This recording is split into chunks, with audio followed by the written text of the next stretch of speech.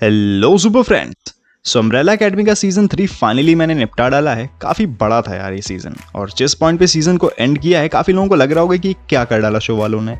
लेकिन इस वीडियो में जब आप शो की एंडिंग के एक्सप्लेनेशन को देखोगे तो आपको समझ में आ जाएगा कि सीजन 3 की एंडिंग सारे सीजन 1 to 3 को कनेक्ट करती है और इसका नया विलन भी सेटअप करती है सीजन 4 के लिए। कुछ थियरीज भी देखेंगे नेक्स्ट सीजन के लिए। अब मुझे नहीं पता आप में से कितने लोग अम्ब्रेला एकेडमी देखते हो, लेकिन मुझे ये शो काफ़ी पसंद है और कुछ कमेंट्स मुझे सीजन 2 की एंडिंग के एक्सप्लेनेशन वाली वीडियो पे दिखे थे इस वीडियो के लिए, तो इसलिए मैंने सोचा कि चलो इस सीज़न के बारे में भी बात कर ही लेते हैं। वैसे सीजन 3 को आए काफ़ी दिन हो गए हैं, लेकिन मुझे सैटरडे और संडे को ही टाइम मिला देखने का, तो इसीलिए वीडियो अब आ रहा है। अब सीजन 3 एक अच्छे खासे क्लिफ हैंगर पे ख़त्म हुआ है, तो एक स्पॉइलर वार्निंग के साथ वीडियो शुरू करते हैं। अब सीजन 3 के एंड में काफ़ी अजीबोगरीब चीज़ें देखने को मिली। एलिसन को उसकी बेटी मिल गई और उसके हस्बैंड को रे ने रिप्लेस कर दिया। बाकी सारे अम्ब्रेला एकेडमी वालों की पावर्स चली गई। रेजिनाल्ड हारग्रीव्स अपनी वाइफ एबिगेल के साथ है और बेन भी है कोरियन ट्रेन में। अब इन सारी चीज़ों को अगर मैं एक सेंटेंस में बताऊं तो ये सारी चीज़ें सर रेजिनाल्ड हारग्रीव्स के मास्टर प्लान का ही पार्ट थी, जो तीनों सीजन्स की स्टोरीज को कनेक्ट करती हैं।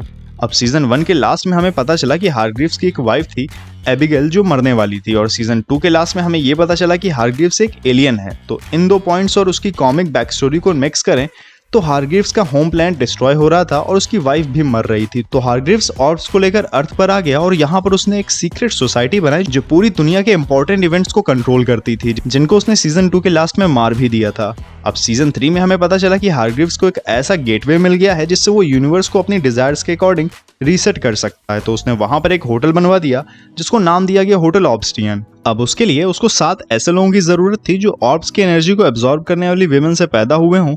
इसके लिए उसने पहले से ही ऑर्ब्स को यूनिवर्स में अनलीश कर दिया था, जिसको कुछ विमेन ने एब्जॉर्ब करके पावरफुल बच्चे पैदा किए। हारग्रीव्स ने ज्यादा से ज्यादा बच्चे गोद लेने की कोशिश की, लेकिन उसे 7 ही मिल पाए। खैर बेल रिंग्स करने के लिए उसे 7 ही लोगों की जरूरत भी थी, जिनको उसने पाल पोस कर अम्ब्रेला एकेडमी का नाम दिया, ताकि उनके मैच्योर होने पर उनकी ऑर्ब एनर्जी को यूज करके वो यूनिवर्स रीसेट कर सके। लेकिन उसमें से बेन मर गया और नंबर 5 भी टाइम में गायब हो गया, जिससे हारग्रीव्स के प्लान को धक्का लगा और उसने सुसाइड कर लिया। अब यहाँ पर एक इंटरेस्टिंग ईस्टर एग ये भी है कि सीजन 1 में लूथर को हारग्रीव्स ने मून पर भेज दिया था, जो कि लूथर को बाद में काफी सेंसलेस लगा। लेकिन सीजन 3 में हमें पता चला कि मून पर ही हारग्रीव्स की वाइफ एबिगेल की बॉडी हाइबरनेशन पॉड में थी। शायद इनडायरेक्टली इसी को प्रोटेक्ट करने के लिए हारग्रीव्स ने लूथर को वहां पर भेजा था। खैर सीजन 2 में जब अम्ब्रेला एकेडमी टाइम में वापस गए तो उनकी मुलाकात वहां पे रेजिनाल्ड हारग्रीव्स से हुई, जहां हारग्रीव्स को फ्यूचर के लिए एक हिंट मिल गई कि अम्ब्रेला एकेडमी के 7 में से एक मेंबर बेन मर जाएगा और उसे अपना अल्टीमेट प्लान एग्जीक्यूट करने के लिए 7 लोगों की जरूरत पड़ने वाली है। और प्लस इस अम्ब्रेला एकेडमी टीम को संभालना भी काफी उसको मुश्किल लगा होगा। उसने आगे चलकर दूसरे बच्चों को गोद ले लिया होगा जो कि बने स्पैरो एकेडमी।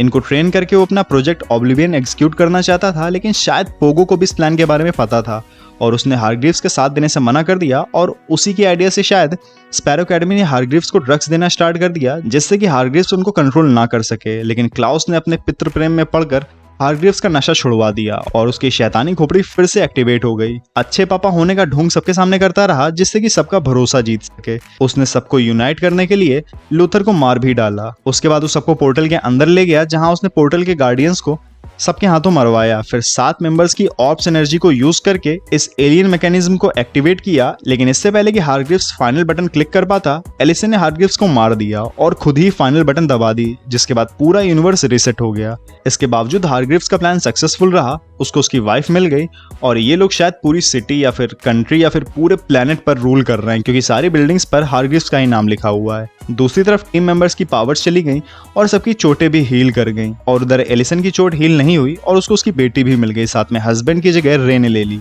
अब मेरा मानना है कि एलिसन ने ही फाइनल बटन प्रेस की तो शायद उसकी सारी विशेस पूरी हो गई और उसको उसकी फैमिली मिल गई। उसकी चोट को देखकर लग रहा है कि शायद उसके पास अभी भी उसकी सुपर पावर है। और पहले के सीजन्स में हमने देखा ही था कि लूथर के साथ भी उसका इमोशनल कनेक्शन था, तो शायद लूथर का वापस से जिंदा होना भी एलिसन के बटन प्रेस करने की वजह से ही हुआ हो। अब यहाँ पर स्लोन वापस नहीं आई, लेकिन मेरा मानना यह है कि वो जिंदा है, जिसको ढूंढने का काम लूथर नेक्स्ट सीजन में करेगा। उसको नेक्स्ट सीजन की मिस्ट्री की तरह सेटअप किया गया होगा। इसके अलावा पोस्ट क्रेडिट सीन में बेन भी दिखता है, तो अब यहाँ पर मेरी थियरी ये है कि यहाँ से अब 2 बेन एग्जिस्ट करेंगे। हो सकता है जैसे लूथर वापस आया था मर के, वैसे ही बेन भी वापस आ गया हो, जो कि अम्ब्रेला एकेडमी वाला वर्जन हो, जो बचपन में मर गया था और जिसका घोस्ट हमें सीजन 1-2 में दिखता था। वही वाला बेन वापस आ गया हो, या फिर इस नई टाइमलाइन में वो नॉर्मली पैदा हुआ हो, लेकिन पोस्ट क्रेडिट सीन में स्पेशली दिखाया गया, जिसका मतलब मुझे ये लग रहा है कि इस नई टाइमलाइन में 2 बेन एग्जिस्ट करेंगे, जिसकी वजह से एक नया पैराडॉक्स क्रिएट होगा जिससे एक नया अपोकलिप्स आ सकता है सीजन 4 में, क्योंकि हर सीजन में एक नया अपोकलिप्स तो आता ही है, तो शायद नेक्स्ट सीजन का अपोकलिप्स इस पैराडॉक्स की वजह से आए। और इसी से याद आता है हमें सीजन 3 का अपोकलिप्स क्यूगल ब्लिट्स। अब इसका हार्ग्रीव्स के प्रोजेक्ट ऑब्लिवियन से कुछ भी लेना देना नहीं था, बल्कि जब हार्लन ने अम्ब्रेला एकेडमी के मेंबर्स की मदर्स को उनके पैदा होने से पहले ही मार दिया तो प्रेजेंट टाइम में अम्ब्रेला एकेडमी को एग्जिस्ट नहीं करना चाहिए था। लेकिन 1963 से टाइम जंप करके जब वो यहाँ पर आ गए तो वो इस टाइमलाइन में भी एग्जिस्ट कर रहे थे, जिससे ग्रैंडफादर पैराडॉक्स का एक वर्जन क्रिएट हो गया। इस पैराडॉक्स ने ही क्यूगल ब्लिट्स को क्रिएट किया जो कि यूनिवर्स को खाया जा रहा था। इसका हार्ग्रीव्स के प्लान से कुछ ज्यादा लेना देना था नहीं, लेकिन इस एपोकलिप्स से उसके प्लान को एग्जीक्यूट करने के लिए एक अर्जेंसी जरूर क्रिएट हो गई। और दूसरी तरफ इन सारे पैराडॉक्स को रोकने के लिए कमीशन भी नहीं था, क्योंकि वो भी डिस्ट्रॉय हो चुका था। इसी सीजन में दिखाया भी गया कि क्यूगल ब्लिट्स के असर से ही कमीशन भी वाइप आउट हो गया था। तो यही सारी चीजें थी जो अम्ब्रेला एकेडमी के सीजन 3 की एंडिंग के लिए मुझे रिस्पॉन्सिबल लगी। अब सारी चीजें तो मैंने एक्सप्लेन कर ही दी हैं, अब और भी कोई क्वेश्चन हो तो कमेंट्स में डाल देना। बाकी आज इस वीडियो में इतना ही। अब लाइक एंड शेयर करो इस वीडियो को, सब्सक्राइब कर लो इस नीले बर्फीले चैनल को। तो मिलते हैं नेक्स्ट वीडियो में, तब तक आप लोग इस शो से अपने टॉप 3 फेवरेट कैरेक्टर्स कमेंट्स में बताइए और ब्लू आइसबर्ग के दूसरे वीडियोस भी देखते रहिए।